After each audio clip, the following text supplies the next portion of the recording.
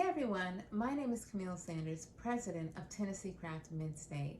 Today we have a very special feature for you. We are premiering the video of microgrant recipient Joe Brown, a blacksmith here in Tennessee. But before we do that, I have a few announcements. First of all, I would love to congratulate all of our new and old 2021 board members. If you haven't already, head over to our socials. We have bios and headshots of everyone. And we are just so super excited to welcome all of these talented artists and also arts advocates to our board this year. We are looking forward to a great 2021. And another announcement, we have added a show at Hendersonville Public Library for our members that will run the month of April. The deadline for that is March 15th. So please, if you want to get more information about the show or if you're interested in applying for the show, head over to TennesseeCraftMidstate.org for more information. Another deadline that's coming up is the Emerging Makers tent at the State Fair. The State Fair will be May 7th through 9th, and the deadline to apply for the Emerging Makers tent is March 12th. So if you want more information about that, please head over to TennesseeCraft.org for more information.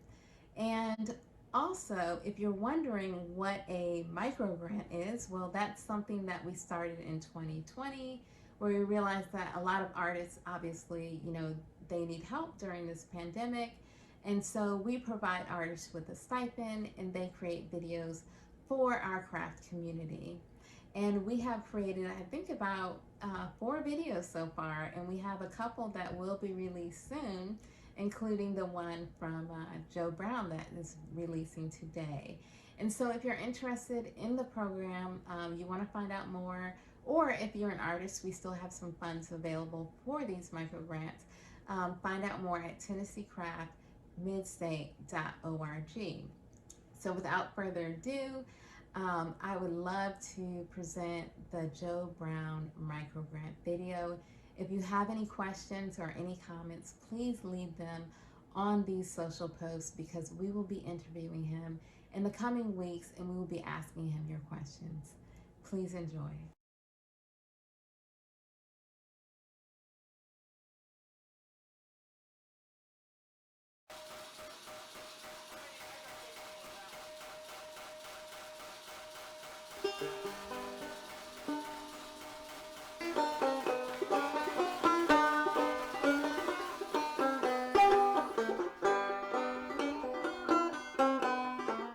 Hello, my name is Joe Brown. I am an artist blacksmith, and some of you may be wondering, what does that really mean? Blacksmiths in old days, back up until really about the 1930s, had a strong presence in our local communities, especially rural communities, but even in cities. They repaired a lot of equipment. Of course, in the horse-drawn era, they shoed horses, they made certain parts of farm equipment and things like that. In the modern era, I started blacksmithing about 26 years ago, and there's been a bit of resurgence in the last, I'd say, 30 plus years into blacksmithing, quite an interest. And a lot of people who get involved do what I do, which is called being an artist blacksmith. In other words, we take basically steel. You may hear it referred to as ironwork, but we really work with steel these days. And we transform that into something that is something that's not only functional, but has an artistic value to it. Some of that can be as simple as a paper towel holder for your kitchen. It's very utilitarian, but it also has a very unique look to it. I put different toppers on my paper towel holders, really to suit the client. Sometimes a chili pepper will be on top, or a musical treble clef, something like that. So I'm very driven toward my customers' needs. I do this full time, so I do a variety of different projects. I also do a lot of blending of hammer and anvil work, and I blend that with fabricated projects such as gates, railings, things such as that. I make a lot of fireplace tools and fireplace doors, and I do light fixtures. I do cabinetry, pulls and hardware. So just a variety of things. I'm very customer driven. What I worked on today, I just did some demonstrations on some components. I have got a client who is wanting two sculptural pieces. Those pieces will be about 22 inches tall, something about like this. And so what I'm doing is I'm actually forging the components for that sculpture, which is the way I work. I generally will come up with a concept with a client. We'll kind of do a rough sketch on the workbench or something like that. And what I'll take is I'll take these components, I'll forge them out, and then I weld them to a base or whatever they're going on. And a lot of times I'll manipulate them in the final process with a oxygen acetylene torch. I'll do a lot of that to do the fine tweaking. I do a lot of floral elements in my work. It's probably the major component in my forgings are leaves, flowers, and a variety of fauna. So working on today, you'll see some pieces that I took a long skinny rod and forged what's called a tendril on top. A tendril is just a little twisted, I call a little curlicue, that's a technical term, that I forge, and I'll manipulate those in the sculpture. Some of the other components I'm looking at over here on my table, I did some flowers like you'll see on this sculpture. Those are little round discs that I texture in a variety of ways and literally drive them into a piece of pipe to make a nice attractive flower.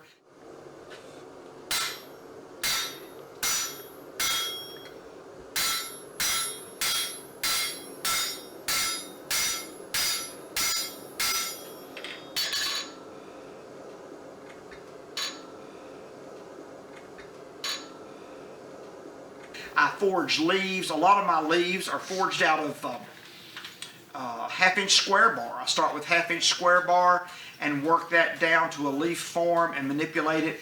And I do a lot of leaves. I've made literally thousands upon thousands of leaves in my career, and they all go in different kinds of pieces, whether it be a light fixture, a fireplace screen, gates, any number of places.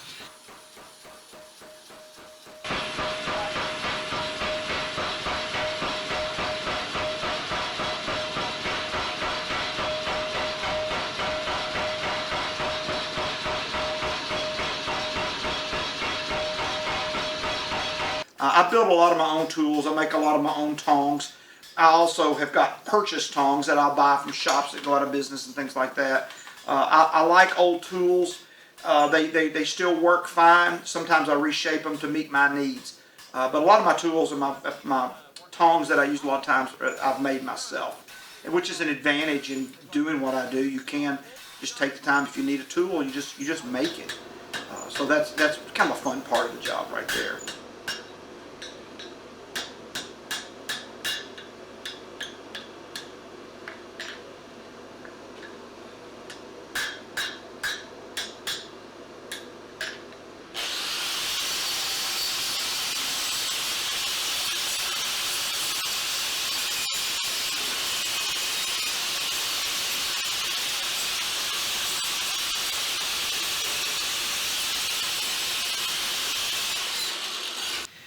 This is a power hammer. In days gone by, we had what referred to as a trip hammer. Usually the earliest form was a large stone set to a wooden beam, and they would have a water wheel or some mechanism to basically bring that hammer head up and drop it down. The reason it was called a trip hammer.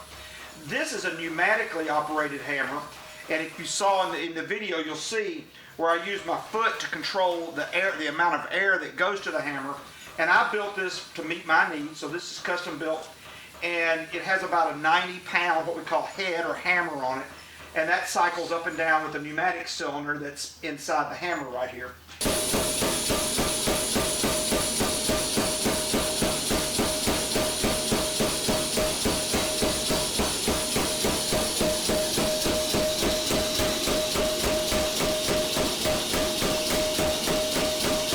And my anvils, I have a 330-pound Czechoslovakian anvil. This actually came from the Czechoslovakia.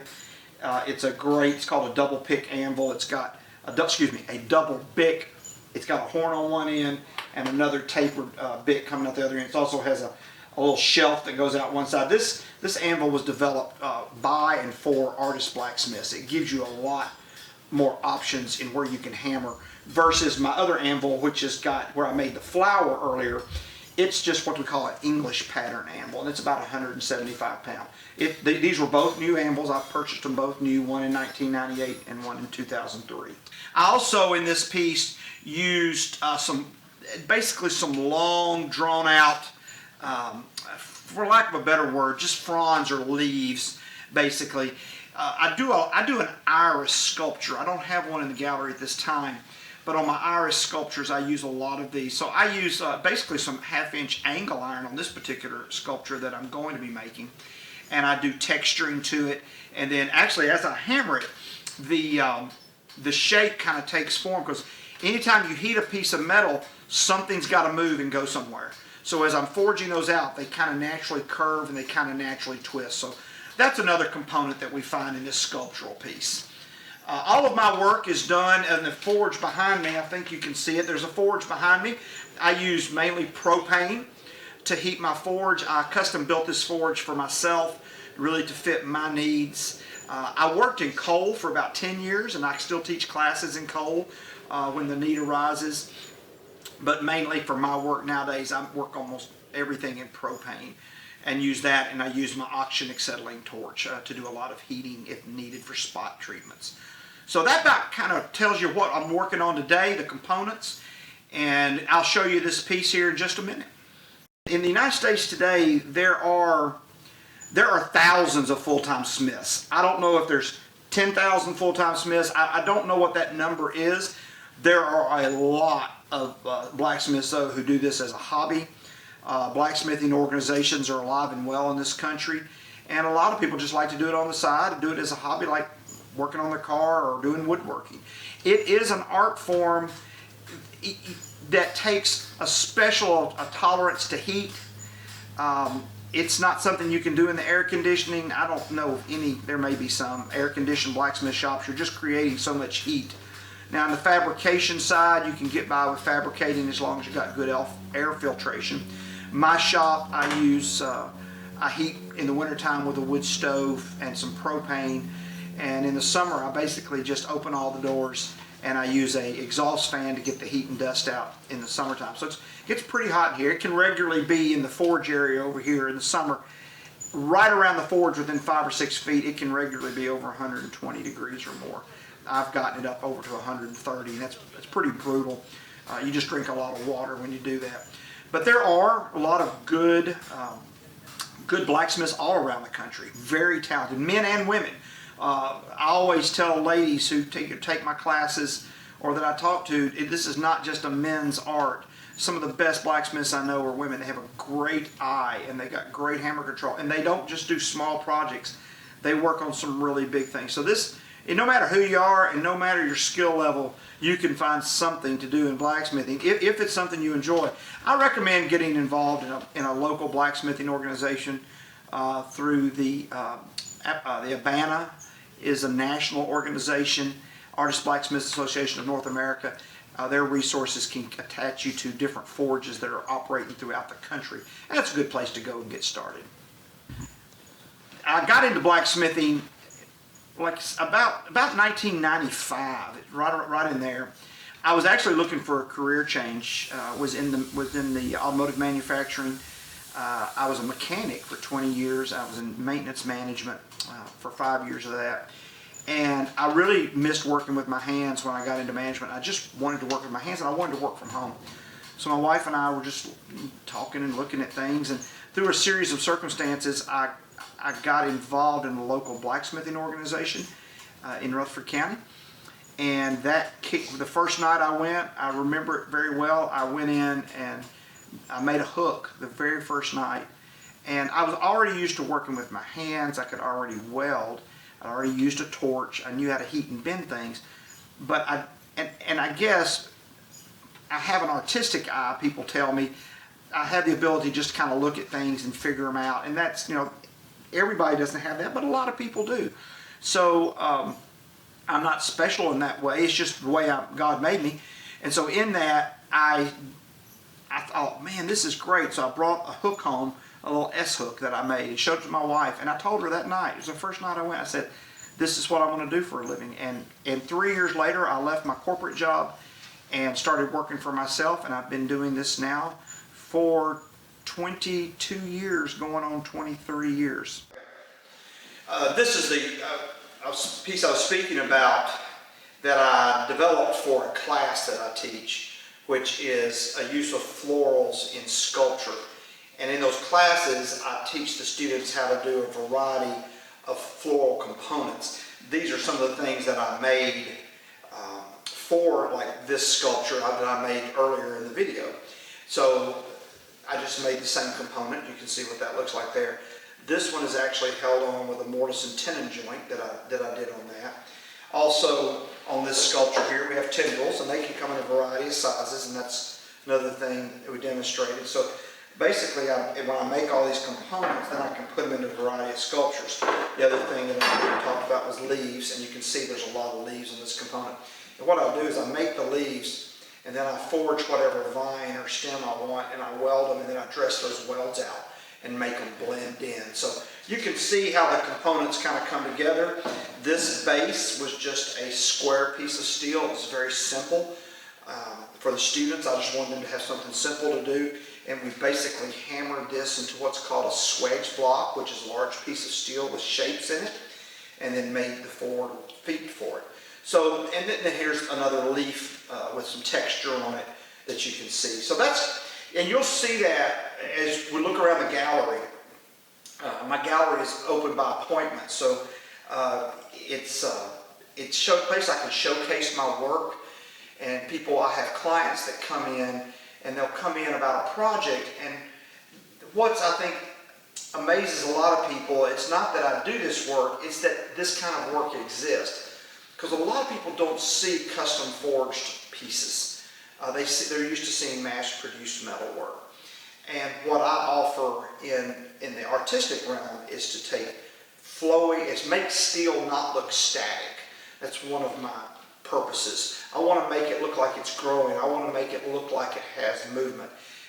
If it's a bird or a fish, I want it to look like it's going somewhere. I don't want this just this stark, flat piece of steel.